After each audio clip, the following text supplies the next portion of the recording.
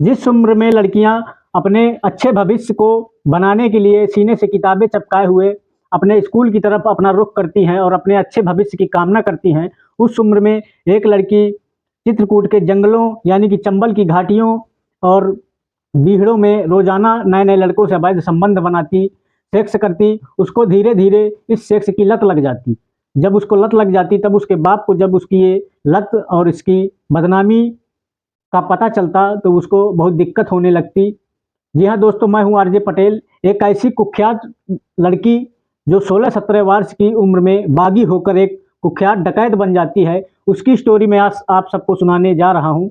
तो मेरे वीडियो को लाइक करें, सब्सक्राइब करें, ताकि मेरा भी हौसला बना रहे और मैं एक ऐसी ही चुनिंदा स्टोरियाँ लाता रहूँ। तो दोस्तों, वीडियो को लाइक करना, क्योंकि आप लोग लाइक नहीं करते तो मेरा हौसला बहुत डाउन हो जाता है। सो दोस्तों, वीडियो को एक लाइक जरूर कर देना, क्योंकि आपका एक लाइक से कुछ नहीं जाना और मेरा बहुत कुछ बन जाना है। तो कर भला सो हो भला। तो दोस्तों, ज़्यादा समय ना लेते हुए आइए चलते हैं स्टोरी की तरफ। जी हाँ दोस्तों, चित्रकूट के पास उत्तर प्रदेश के चित्रकूट में जहाँ भगवान राजा राम की नगरी मानी जाती है, जहाँ कण कण में भगवान राम व्याप्त हैं, जहाँ लोगों की आस्था जुड़ी है, वहीं पिछड़े तबके के जाति से एक बुद्ध विलास पटेल नाम का व्यक्ति, उसका परिवार मध्य प्रदेश के बिंद इलाके में चित्रकूट के गांव बगहिया पुरवा में निवास करते थे। 3 औलादें थी उनके बुद्ध विलास पटेल के, तीनों लड़कियां थी, जिनमें सबसे बड़ी लड़की का नाम था साधना पटेल। जी हाँ दोस्तों, साधना पटेल उन लड़कियों में सबसे बड़ी लड़की होती है। साधना पटेल की माता से चुन्नी डकैत, एक कुख्यात डकैत था, वहाँ मानिकपुर और चित्रकूट और चंबल तक उसका कहर था, करबी तक कहर था। चुन्नी पटेल अक्सर बुद्ध विलास के घर आता जाता रहता था, क्योंकि बुद्ध विलास की पत्नी से चुन्नी लाल डकैत के अवैध संबंध थे। तो जैसे चुन्नी लाल उनके घर रोजाना आना जाना हो जाता, तो सबसे बड़ी बेटी बुद्ध विलास की, जिसका नाम साधना पटेल था, तो चुन्नी लाल पटेल के हथियारों से खेला करती, उसके बंदूक और उसके गन हाथ में लेकर अक्सर चलाया करती। तब चुन्नी लाल कहा करता था कि ये लड़की फूलन देवी का भी नाम नीचा कर देगी, फूलन देवी से भी बड़ी निकलेगी। धीरे धीरे लड़की बड़ी होती गई, उसकी आदतें, घर में अक्सर डकैतों का आना और घर में मुर्गा मछली रोज आना, शराब का चलना, लड़की को बुरी लत लग गई। धीरे धीरे लड़की पास पड़ोस के लड़कों से अवैध संबंध बनाने लगी, उसको सेक्स की लत लग गई धीरे धीरे। तो जब उसके बाप को पता चला बुद्ध विलास पटेल को कि मेरी लड़की बदचलन हो गई है और इसकी आदतें बिगड़ती ही जा रही हैं, तब वो अपनी लड़की को अपनी बहन के घर, बुआ के घर भेज देता है, जहाँ कुछ ही दूरी में उसका गांव होता है। तो साधना पटेल को जब बुआ के घर भेज दिया जाता है, तो साधना पटेल को वहाँ और अच्छा माहौल समझ में आता है, वहाँ कोई उसे रोकने टोकने वाला नहीं होता है। तब साधना का वहीं के बुआ के ही देवर के लड़के के साथ, जो मुंह बोला भाई लगता था, उसके साथ उसके अवैध संबंध शुरू हो जाते हैं। जब साधना पटेल देखती है कि यहाँ भी चुन्नी पटेल का आना जाना, यानी कि बुद्ध विलास पटेल की बहन के साथ भी चुन्नी पटेल यानी कुख्यात डाकू जो था, उसके अवैध संबंध उसकी बुआ के साथ भी थे, तब वो और निडर हो जाती है। धीरे धीरे होता क्या है, एक दिन उसकी बुआ अपने ही देवर के भाई के लड़के के साथ साधना पटेल को अवैध संबंध बनाते देख लेती है। उस दिन जैसे ही वो डांट फटकार लगाती है, तो साधना बहुत तेज डर जाती है और वहीं से वो बीहड़ों की तरफ अपना रुख कर लेती है और घर से भागकर सीधे चित्रकूट और मानिकपुर और बीहड़ चंबल के जंगलों की तरफ भाग जाती है। और जैसे ही वहाँ से भाग जाती है, तो 2-4 दिन तो उसके बड़े कष्टमय गुजरते हैं, क्योंकि वहाँ बीहड़ों में, जंगलों में खाना पानी की कोई व्यवस्था नहीं होती। कुछ पत्तियां खा खा कर पेड़ पौधों की उसने 2-4 दिन काटे। उसी वहीं एक डकैत माना हुआ था, जिसका नाम था बबली कोल। एक बबली कोल नामक का एक डकैत था, जिससे उसके संपर्क बने वहाँ मानिकपुर के जंगलों में, बीहड़ों में, चंबल के।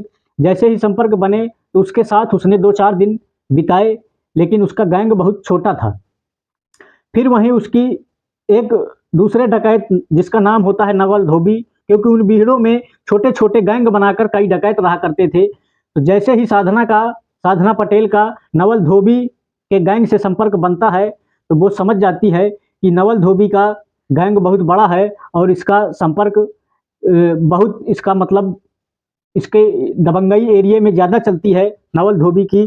तो साधना ने सोचा क्यों ना मैं कुछ दिन के लिए इसी नवल धोबी के साथ शिफ्ट हो जाऊं। और तब नवल धोबी औरतों के मामले में बहुत होशियार था, क्योंकि उसको पता था कि औरतों के चक्कर में पूरा गैंग तहस नहस हो जाता है। तो नवल धोबी पहले तो सजग था, लेकिन जब उसने साधना पटेल के हुस्न को देखा, उसकी सुंदरता को देखकर नवल धोबी भी जो है नतमस्तक हो गया। और उसके साथ एक आध दो बार संबंध बनाने के बाद नवल धोबी ने उसको अपने गैंग में शामिल कर लिया। जैसे ही साधना पटेल नवल धोबी के गैंग में शामिल हुई, उसके साथ उसके अवैध संबंध बने, तो उसको अच्छा लगने लगा। और वहीं अब चुपचाप रहकर साधना पटेल उसके नवल धोबी के गैंग में रहकर अब अपनी ट्रेनिंग करने लगी। बंदूकें चलाना, भागना भीड़ों में, दौड़ना, और वर्दी पहन ली उसने और कुख्यात एक डकैत बन गई। कुछ दिन बाद होता क्या है, नवल धोबी का कहर वहाँ बढ़ गया था। आसपास के गांव में लूटपाट कत्ले करना उसका बढ़ गया था। तब पुलिस ने उस पर इनाम घोषित कर दिया, और जैसे ही उस पर 50,000 का इनाम घोषित किया गया नवल धोबी कुख्यात डकैत के ऊपर, तो नवल धोबी को एक दिन उसके कई अन्य साथियों के साथ गिरफ्तार कर लिया जाता है। जैसे ही नवल धोबी गिरफ्तार होता है, तब उस गैंग में बचती है साधना पटेल, जो नवल धोबी की सबसे करीबी रहा करती थी। तब साधना पटेल ने सोचा उसके गिरफ्तार होने के बाद कि अब मुझे इस नवल धोबी के गैंग की कमान अपने हाथों में संभाल लेनी चाहिए। तो नवल धोबी उस गैंग की कमान संभाल लेती है, और आसपास के जितने छोटे मोटे गैंग थे उनको भी अपने जिस्म के जाल में फंसाकर उनको भी अपने गैंग में शामिल करके उसने अपना एक बड़ा सा गैंग तैयार किया, जो जिसमें बहुत सदस्यों के साथ वो अपने जिस्म को शेयर करा करती थी। धीरे धीरे उसका गैंग फिर से एक सजग हो गया, जिसकी लीडर हो गई साधना पटेल। साधना पटेल उसी गैंग के कुछ सदस्यों के साथ रात में अवैध संबंध बनाती, उनको खुश करती, जिसके कारण उसको लगता था कि मेरा गैंग चलता रहेगा। और अब उसको लगने लगा धीरे धीरे। इसी बीच चुन्नी पटेल भी वहाँ पकड़ा गया, जो कुख्यात डकैत था, और पकड़कर चुन्नी पटेल को भी जेल भेज दिया गया। अब बचती है वहाँ साधना पटेल। साधना पटेल का कहर बढ़ने लगता है। अब साधना पटेल को लगने लगता है कि मुझको अब एक बड़ा कारनामा करना चाहिए, जिससे मेरा नाम उजागर हो और मैं फेमस हूँ। उसने कुछ बड़ा करने की सोची। तो इसी बीच उसने एक बबली सेन नाम के व्यक्ति को पास के गांव से किडनैप करवाया, और किडनैप करा के, क्योंकि उस सेन नाम के व्यक्ति को पता था कि एक वहीं नज़दीकी एक मंदिर था, जहां चित्रकूट के इलाके में कुछ एमपी लगता था, कुछ यूपी लगता था। वहाँ एक से एक बड़े बड़े मंदिर थे, जिन मंदिरों में बहुत पैसा और बहुत धन था। तो उसने सोचा कि इसके जरिए मैं यहाँ का धन और जेवर लूट लूँगी तो काफ़ी माला माल हो जाऊँगी। तो साधना पटेल ने जैसे ही बबली सेन नाम के व्यक्ति को किडनैप करवाया और उससे बांध कर उससे पूछताछ करनी शुरू की, लेकिन बबली सेन बहुत कट्टरी था। उसने जुबान खोलना उचित नहीं समझा और वो पिटता रहा, उसको मारते रहे, लेकिन उसने जुबान नहीं खोली। जब उसने जुबान नहीं खोली, थक हार कर साधना पटेल ने उसके पैरों की और हाथों की उंगलियां कटवा दी, और जैसे ही उंगलियां कटवा कर उसको रिहा कर दिया। तो जैसे ही बबलू सेन वहाँ से वापस आया गांव, और पास के थाने में उसने एफआईआर दर्ज कराई साधना पटेल के नाम। उस रिपोर्ट से काफ़ी दहशत पूरे एरिए में, पूरे क्षेत्र में उसका नाम बिखरने लगा। जब उसका नाम बिखरने लगा, तब काफ़ी दबदबा हो गया उसका उस इलाके में, और उसकी चर्चा करने से भी वहाँ के आसपास के लोग डरा करते थे। तब एक दिन एक दीपक पटेल नाम का दीपक पटेल नहीं, सॉरी, छोटू पटेल नाम का एक जिसका नाम होता है योगेंद्र पटेल, उसको छोटू छोटू कहा करते थे। एक दिन छोटू एक नवयुवक था जो एक अच्छे घराने से बिलोंग करता था। वो एक दिन अपने घर से निकलता है, कहता है कि मैं करबी जाकर कुछ पैसे निकालने जा रहा हूँ। तो घर से कहकर निकलता है और घर वापस नहीं आता। जब उसके घर वाले उसको ढूंढ ढूंढ के परेशान हो जाते हैं, तब वो जाकर थाने में उसकी रिपोर्ट, गायब होने की रिपोर्ट दर्ज कराते हैं। तब थानेदार उस छोटू को ढूंढने की कोशिश करने लगते हैं। धीरे धीरे फिर जब काफ़ी दिन बीत जाते हैं, छोटू उर्फ योगेंद्र पटेल का पता चलता है, और छोटू से साधना पटेल से अवैध संबंध थे। अक्सर वो फ़ोन में बातें किया करते थे। इन बातों के सिलसिलों से उनकी नज़दीकियाँ बढ़ गई थी, और साधना पटेल बहुत सुंदर थी। वो ऐसे ही डोरे डाल के नए नए लड़कों को फंसाती और अपने गैंग में शामिल किया करती थी। जब छोटू पटेल का पुलिस वालों को पता चला कि छोटू पटेल भी उसके गैंग में शामिल हो गया है, वो भाग कर नहीं, किडनैप नहीं हुआ है, वो भाग कर यहाँ से गया है और उसके गैंग में शामिल हो गया है, तब पुलिस ने अपना एक ग्रुप बनाया और एक चाल चली।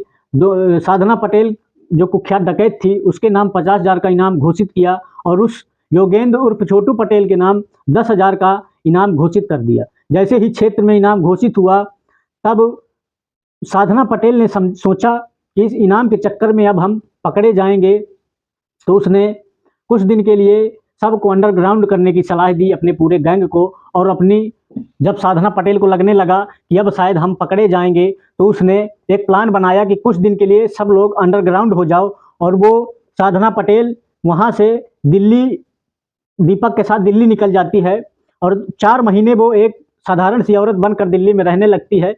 और रहते रहते उनका खर्च इतना बढ़ जाता है कि वहाँ खर्च निकालना बहुत मुश्किल पड़ गया था। जब दिल्ली में रहना मुश्किल हो गया तब वहाँ से वो फिर से वापस आ जाती है और पूरे गैंग को आगाह करती है। सब लोग फिर से इकट्ठे हो जाते हैं। करीब 4-5 महीने बीत जाते हैं, लेकिन पुलिस ने अपना अभी भी ढीला नहीं दिया था। पुलिस की टीम बराबर काम कर रही थी, पुलिस के मुखबिर भी बराबर अपना काम कर रहे थे। इसी बीच मुखबिरों के मुताबिक उसके गैंग का पता चल जाता है कि फिर से साधना पटेल बीहड़ों में आ चुकी है। जब पुलिस को खबर लगती है तो एक दिन अचानक से मानिकपुर के जंगलों में उसे घेर लिया जाता है। जब घेर लिया जाता है तो कुछ सदस्यों के साथ साधना पटेल को भी गिरफ्तार कर लिया जाता है और गिरफ्तार करके उसको जेल भेज दिया जाता है। जी हाँ दोस्तों, इस समय साधना पटेल मध्य प्रदेश के जेल में अभी भी सज़ा काट रही है। तो दोस्तों, मेरा इस कहानी से किसी को ठेस पहुंचाने का उद्देश्य नहीं था। हमें इस कहानी से ये सीख मिलती है कि जुर्म की दलदल में अगर हम पैर रखेंगे तो हमारे पैरों में मिट्टी तो लगेगी ही। इसलिए दोस्तों, मेरा सब लोगों से यही आग्रह है कि जुर्म के दलदल में ना धंसें